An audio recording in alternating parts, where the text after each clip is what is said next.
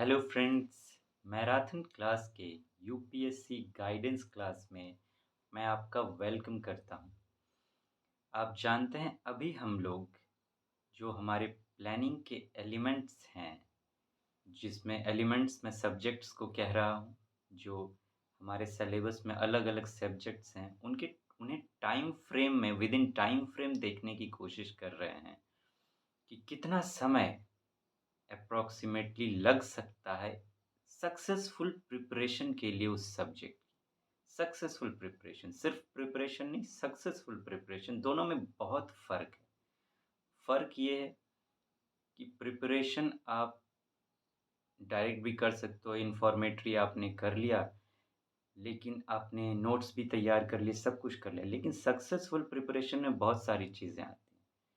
सिर्फ इन्फॉर्मेटरी बातें नहीं है, उसमें पढ़ने का एक अलग स्टाइल होता है, अलग फ्लो होता है।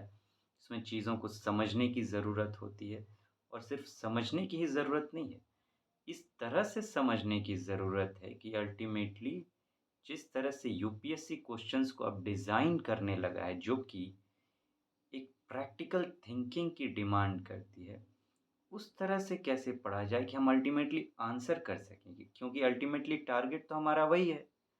अगर हमने पढ़ लिया, इन्फॉर्मेशन सारी कलेक्ट कर ली, लेकिन हम आंसर नहीं दे पा रहे हैं जो यूपीएससी पूछ रही है, तो फिर कोई फ़ायदा नहीं रह जाता है।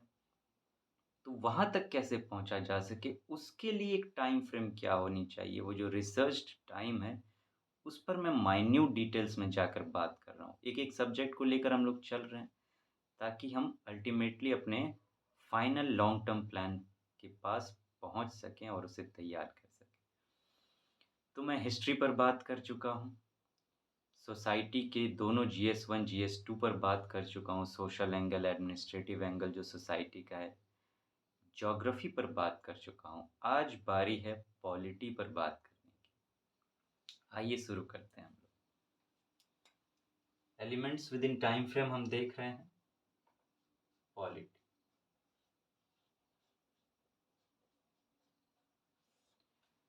पॉलिटी के सब पार्ट्स हैं, इसके सब पार्ट्स हैं।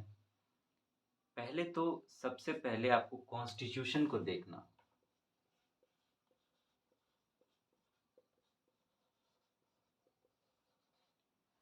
कॉन्स्टिट्यूशन को समझने की ज़रूरत है, पूरे कॉन्स्टिट्यूशन को नहीं।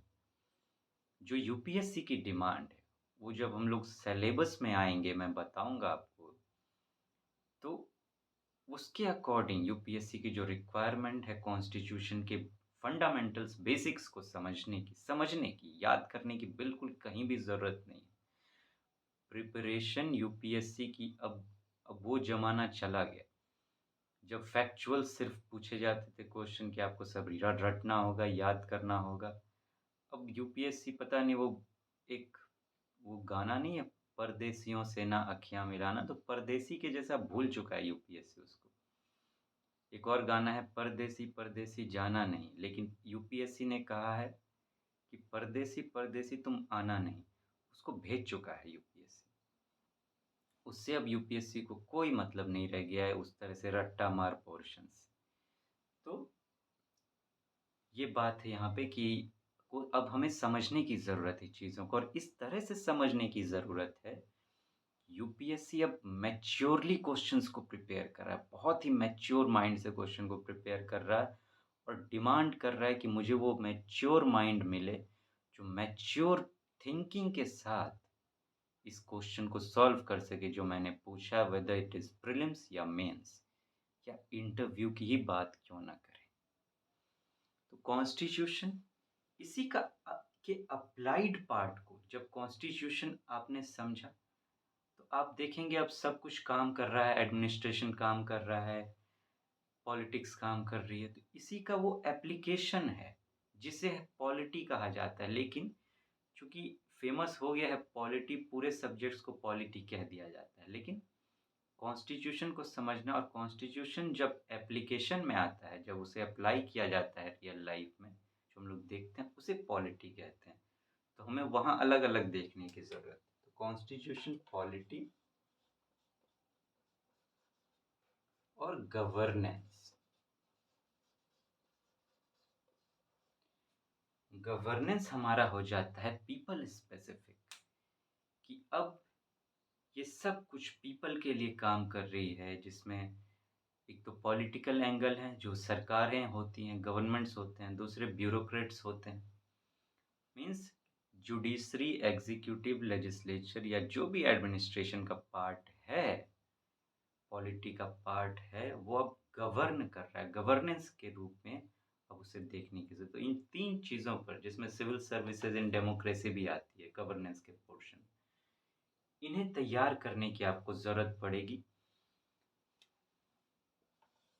इनमें क्या-क्या तैयार करने की आपको ज़रूरत पड़ेगी, चूँकि मुझे अलग-अलग एलिमेंट्स में सब में मैं लिख रहा हूँ वो चीज़ें, लेकिन मुझे बार-बार लिखनी होगी, क्योंकि वो मेरा धर्म बन जाता है, क्योंकि मैं जानता हूँ इसमें हर तरह के स्टूडेंट्स होंगे, तो सबको मुझे ध्यान में रखना है।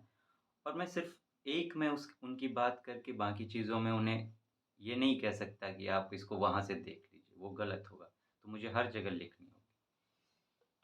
इसमें basics plus advance plus current plus skill develop,